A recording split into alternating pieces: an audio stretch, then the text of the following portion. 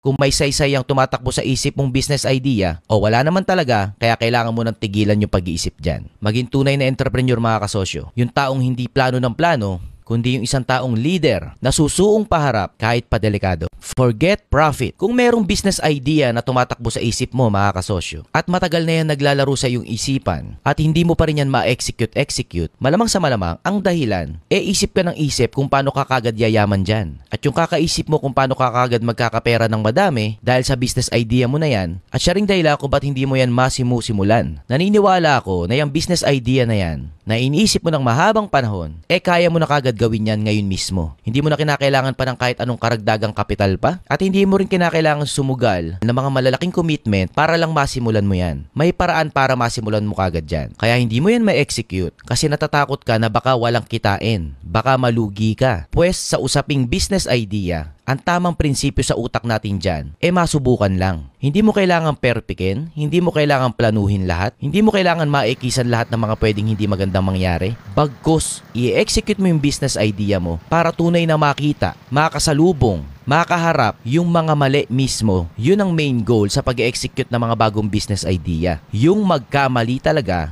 at maitakil mo na kagad yun sa tunay na buhay at hindi yung kakaplano mo lang sa iyong isipan. Nasanay tayo na ang turo sa atin ay magplano ng matindi, aralin ang papasukin nating negosyo para hindi tayo magkamali o malugi. Mali pong payo yun mga kasosyo. Walang sino man ang pumerpekto ng business plan. Lahat ng plano paungkol sa negosyo, lalo na yung mga bagong business idea, kahit anong preparasyon mo sa business planning, sa pag-i-strategize mo dyan, sa pag-SWOT analysis mo dyan, walang kwenta lahat dyan mga kasosyo. Ang tanging mahalaga lang pag nag-execute ka na sa totoong buhay.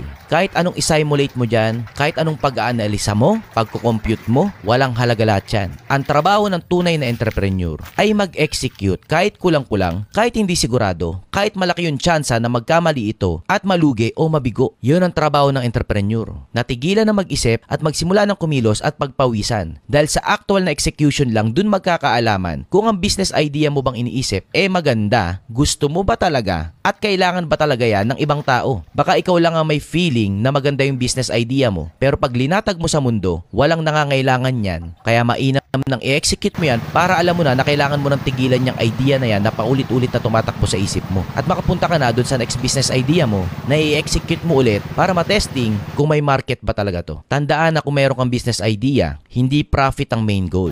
Ang main goal ay basta mag-execute kahit magkanda mali-mali ka pa. Kasi dun mo lang naman talaga malalaman kung may saysay ang tumatakbo sa isip mong business idea o wala naman talaga, kaya kailangan mo nang tigilan yung pag-iisip dyan. Maging tunay na entrepreneur mga kasosyo. Yung taong hindi plano ng plano, kundi yung isang taong leader na susuong paharap kahit padelikado.